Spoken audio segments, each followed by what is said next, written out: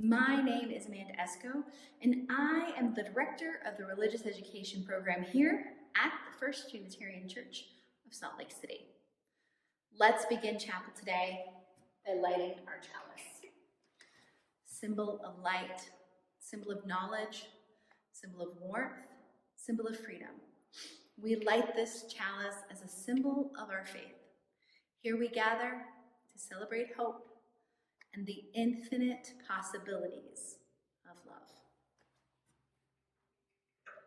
As we begin today, I invite you to take 2 big grounding breaths with me. So stand on up, plant your toes into the ground, and then we're going to take 2 big breaths. We're going to breathe in through our nose and out through our mouth. Are you ready? Okay, let's breathe in and out. In through our nose and out through our mouth. Thank you for centering yourself in this space with me right now. Another way we like to begin is by sharing our joys and concerns. Joys and concerns is a time of our chapel where we share with those that are around you, who love you, what's going well, and maybe what you need help with. I can talk about my life first. This week, our kids got our new teachers for the school year. While the school year is starting different, more different than any other year, we are still excited to be starting school again. And the kids were really excited to get new teachers. So, what's going well for you? What do you maybe need help with? Go share with those around you, and I'll be waiting right here for you.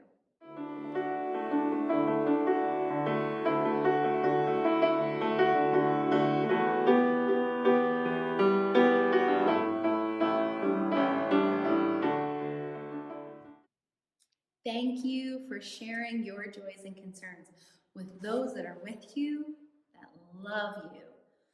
I'm glad that we have that opportunity. Lissa is going to be introducing us to our UU of the week this week. And I'm not gonna lie, this character has a surprising story, one that's unlike any other UU of the week that we've heard so far this year. Thank you, Lissa, for sharing with us.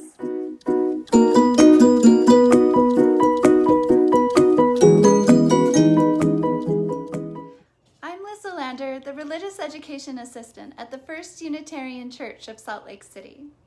Our UU of the week, Margot Adler, was a journalist and an author.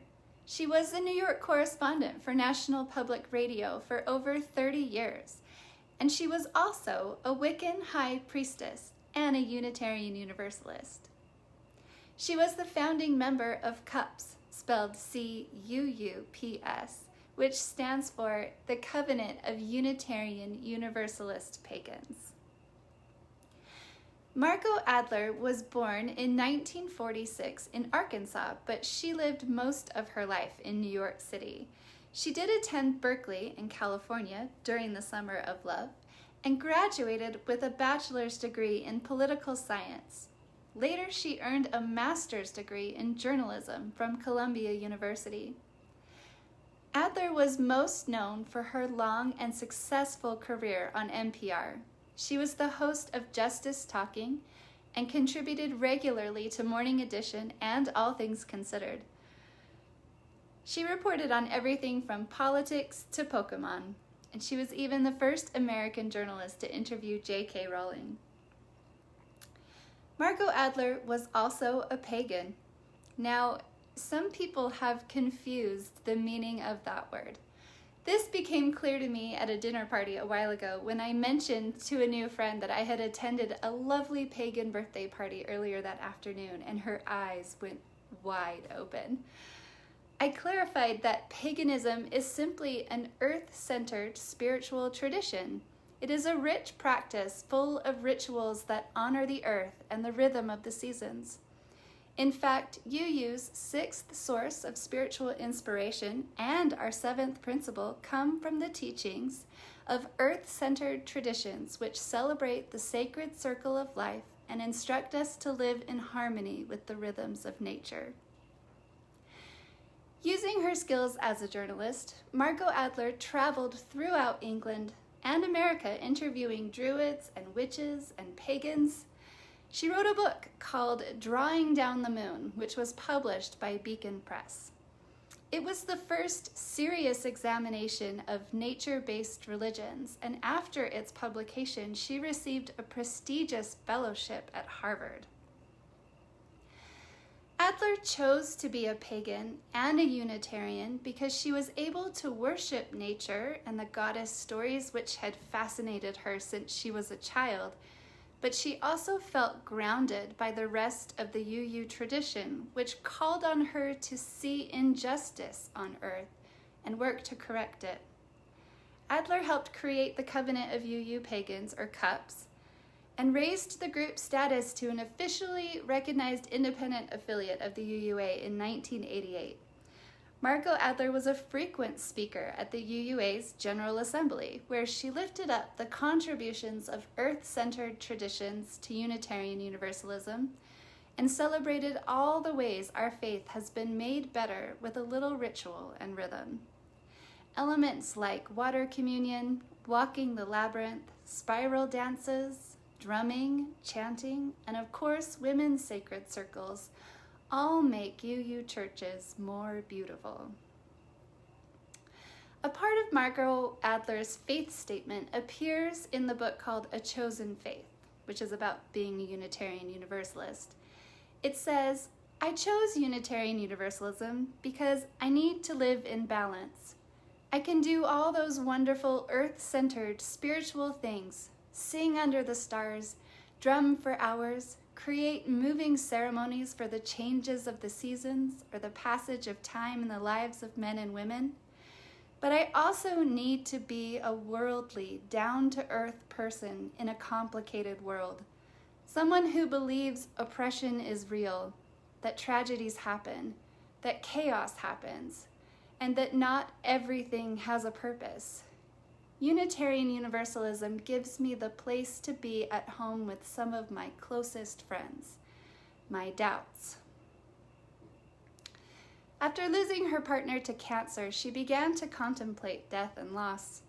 She became fascinated with vampires, reading over 300 books in the genre. My research did not reveal if she was on Team Edward or Jacob, but Adler did characteristically elevate the topic when she was asked to speak at the Second International Convocation of Unitarian Universalist Women in Romania. Her friend, Lara Nagel, writes, "Adler compared America's 21st century fascination with vampires to that experienced in Great Britain at the close of the 19th century when Dracula, written by Bram Stoker, had been published. She theorized that the two cultures were similar in experiencing the end of an empire, and perhaps also sharing a view of themselves as evil. The British sucking the blood from the colonies, while America was sucking oil through the powerful multinational corporations." Adler later returned to Transylvania, where we all remember the Unitarian Church can trace its roots back to King Sigismund in the 1600s, to learn more about Vlad Drach. But not long after that, Margot Adler died of cancer in 2014. She was a celebrated author, award-winning journalist, a fixture for NPR junkies like myself, a lover of vampires and witches, and a Wiccan high priestess. Talk about a life colorfully lived. And thank you for learning about our UU of the Week, Margot Adler.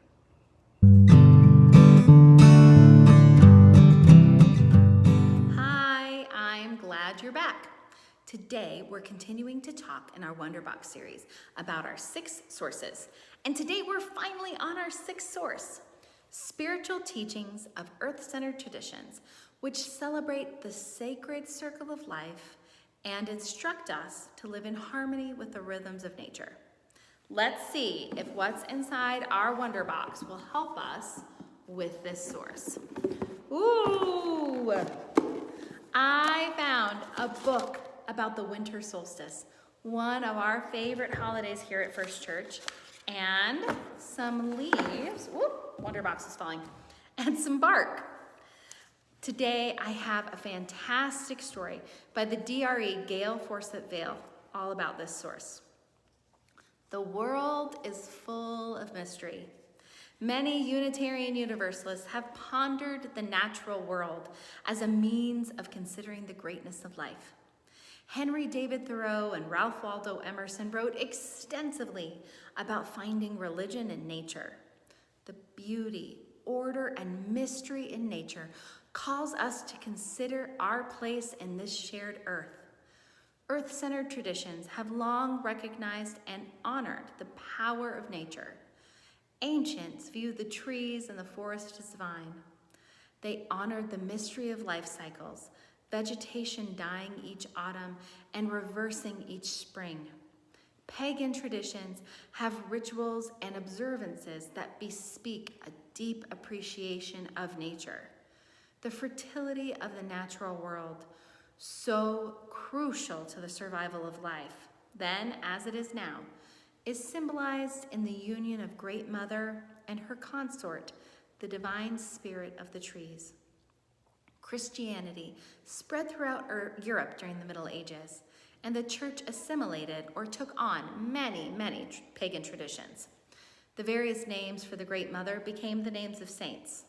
Her male consort became the tree of life in Christian mythology. The Christian church saw the spirit of nature as reflecting God's grace.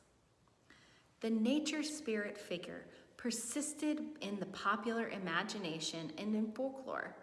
By the 13th century, it took the form of the green man, a head surrounded by leaves. This symbol of the natural world and our human connection to it is present in the stonework of medieval cathedrals, in manuscripts of monks, on the door frames and castle signs, and on the streets and public spaces throughout Europe. He appeared in literary works as a man dressed in green who lives in the woods, one who is able to interpret and represent the natural world. Many familiar characters from literature seem to be based on the green man archetype. The Green Knight from the Arthurian legend, Shakespeare's Puck, and Robin Hood, for instance. The green man persists in the popular imagination, and today many gardeners and environmentalists adopt the figure as a symbol of the untamed and unfettered natural world. This is the story of the Green Man. Once upon a time, there lived a rich and vain young squire. Servants prepared his favorite food each day, and his every wish was granted. One of the young man's very favorite things to do was ride through the woods that were part of his kingdom. He liked to hunt small animals for sport. He thought that the woods and all of its creatures belonged to him, and he could do as he pleased with them. The people of the village, however, had a much different idea about the woods. The woods provided a home for all of the creatures that lived there: chipmunks, birds, rabbits, and wild pigs. They told their children a story about a green man who lived in the woods and cared for all of the small creatures. They said that the green man even watched out for children who were lost in the woods.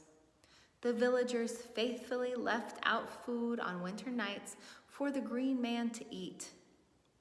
One autumn day, the squire decided to go on a hunt. He called all of his servants to saddle up the horses and get on their riding clothes. They were going to his woods. They rode into the woods, trampling nests and dens as they went. They sent dogs out ahead to chase out the small animals so it would be easier for them to hunt. At some point, however, the young squire became separated from the rest of the hunting party. He was looking for them when he came upon a pond, a beautiful, clear, cool pond. "How clever of me to have a pond in my woods to refresh myself," he said to himself. The young man began to remove all of his fine clothing. He laid them neatly, folded by the edge of the pond, and jumped right into that cool water. He swam back and forth, enjoying himself immensely. While he was swimming, however, a hand reached out from behind a tree and took his clothing and led his horse away. When the squire got out of the water, he discovered that he had nothing to wear and no horse. He did find a rope, and he took the rope and fastened some leaves to make a cover-up. When his hunting party came by, though, he was so embarrassed that he hid in the woods so no one would find him. That night, the squire went looking for some shelter, and he stumbled into a cave. He didn't sleep much that night, however. It was dark, and he was frightened. He kept hearing all of these animal noises throughout the night. In the morning, when the daylight came, he saw that he was not alone in that cave. There was a goat there, and a chicken, and a gourd for holding water. Someone had been living in that cave. He found some grass for the goat and fed the chicken. He discovered some grain that he could eat as well. Over time, the squire settled into life in the cave. He made himself a whole outfit out of leaves. He ate eggs from the hen and drank milk from the goat. He became a caretaker of all of the small animals. One day, as when he was walking through the woods, he came upon two children who were trapped by a wild pig threatening to bite them. When he chased the pig off, they looked at him. There he was, covered from head to toe with leaves and mud, with a wild-looking beard and hair. "Are you the Green Man?" they asked. "I guess I am," said the man, who no longer looked anything like a squire. When the winter came, the Green Man was happy to go into the village at night and take the food that the villagers had left out for him, sharing it with all of his new animal friends. A year passed, peacefully I might add, until one warm day when a hunting party came through those woods. The Green Man hid behind a tree to watch. A young man, a squire perhaps, became separated from his hunting group and decided to take a swim in the clear, cool pond. He took off his clothes and folded them up and left them near a tree. The Green Man reached out a hand and took the clothes and the horse, leaving his garment of leaves and his rope behind. He rode into town, back to his parents' castle. When he arrived, his parents were overjoyed to see him, but there was something different about the squire. After his time in the woods, he no longer wanted to hunt for sport. He became a friend to all of the creatures in the wild. In the winter, he never failed to leave out food for the Green Man again. Stories like this one about the Green Man from our earth-centered tradition remind us of our connection to nature. Once again, we are reminded by this sixth source of our interconnected web of existence. We are part of nature, and nature needs our respect and reverence. This week, I want you to look for ways that the nature can teach you about the universe. Thank you for listening today. To find out more information about the First Unitarian Church of Salt Lake City, please visit us at slcuu.org. Until next time, let's heart out.